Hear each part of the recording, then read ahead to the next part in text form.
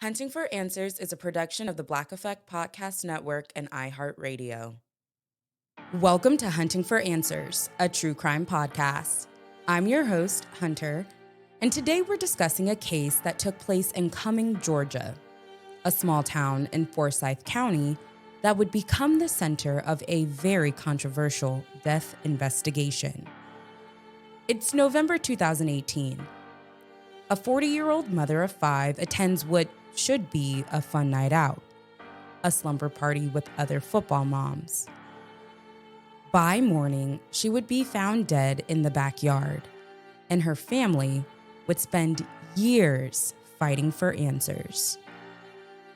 This is the story of Tamla Horsford. Tamla Renee Horsford was a devoted mother to her five children. She was deeply involved in her kids' activities, including youth football, which had connected her to a group of other mothers. On November 3rd, 2018, Tamla received an invitation that would change everything. Jean Myers, another football mom, was hosting a slumber party at her home on Woodlet Court in North Forsyth.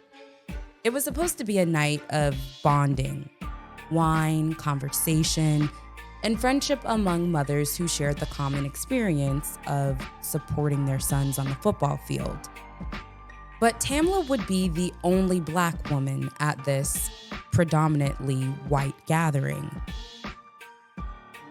Around 10 o'clock p.m. on November 3rd, Tamla arrived at Jean Myers' home at 4450 Woodlet Court.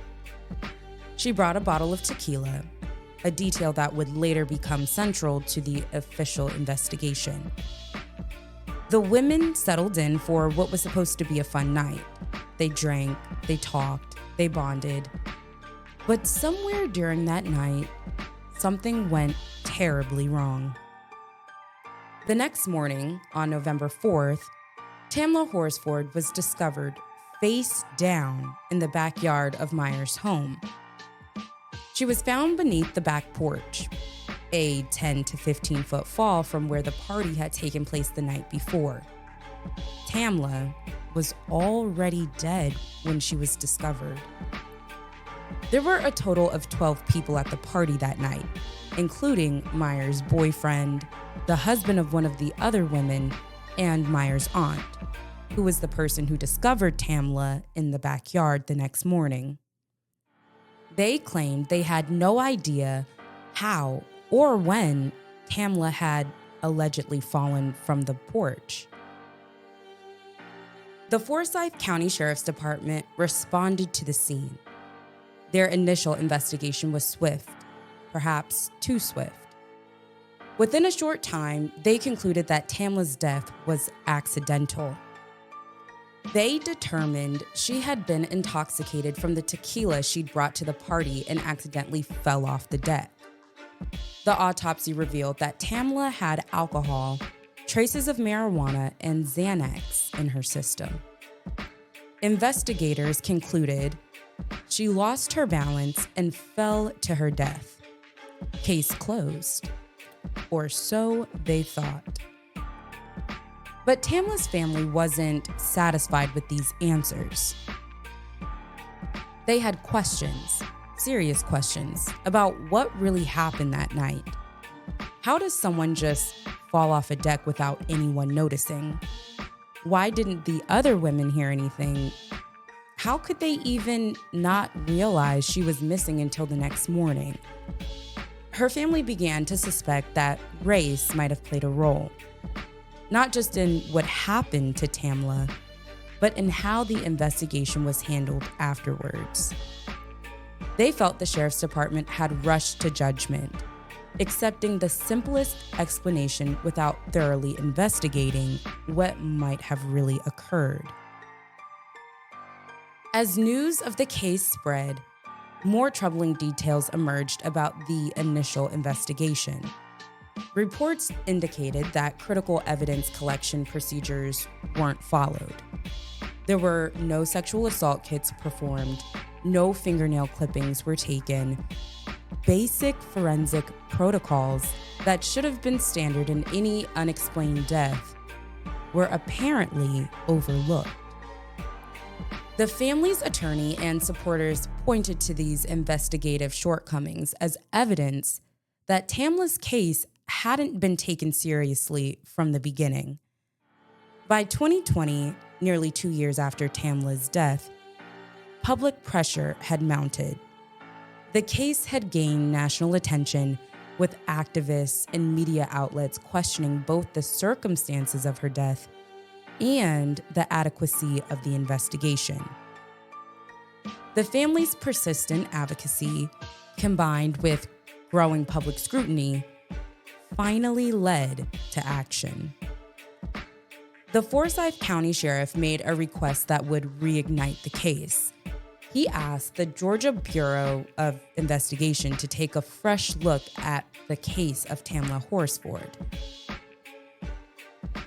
An attorney for the Horsford family named Ralph Hernandez put it plainly. "The case is compromised from start to finish," he said in a phone interview. "I am not saying that someone killed her.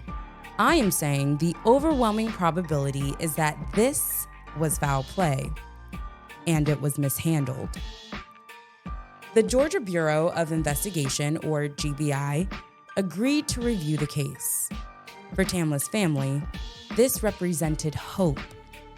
Hope that a more thorough, professional investigation would finally reveal the truth about what happened that night. The GBI had more resources, more expertise, and presumably less local bias than the original investigation. They would examine the evidence with fresh eyes and advanced forensic techniques. The family waited anxiously for the results that might finally bring them answers they had been seeking for years. But in 2021, the GBI delivered devastating news to Tamla's family. After their investigation, they reached the same conclusion as the original Sheriff's Department investigation. Tamla Horsford's death was ruled accidental. There would be no criminal charges filed. The case was officially closed. The GBI maintained that the evidence supported the conclusion that Tamla had accidentally fallen from the deck while being intoxicated. They found no evidence of foul play and no evidence that race had played a role in her death. Despite the official conclusion, questions still linger about Tamla Horsford's death. Her family continues to believe that the full truth has not been revealed. They question how someone falls about 14 feet without making a sound that would alert the other women at the party.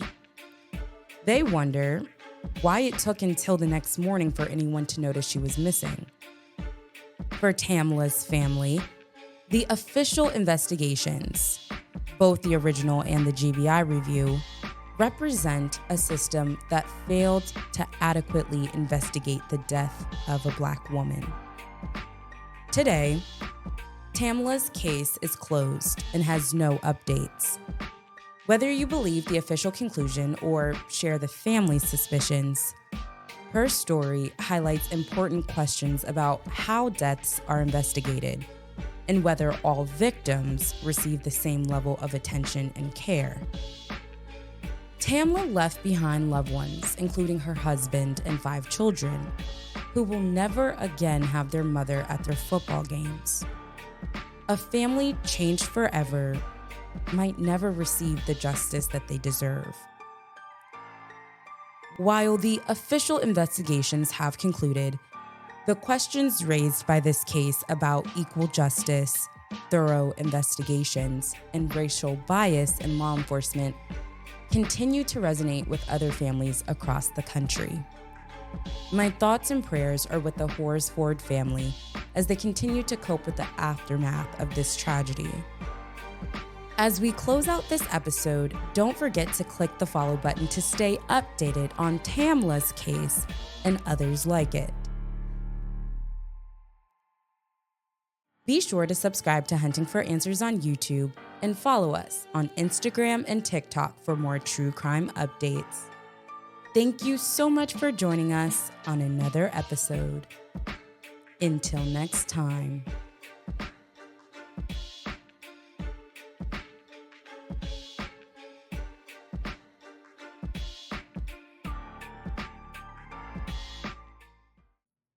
Hunting for Answers is a production of the Black Effect Podcast Network. For more podcasts from the Black Effect Podcast Network, visit the iHeartRadio app, Apple Podcasts, or wherever you listen to your favorite shows.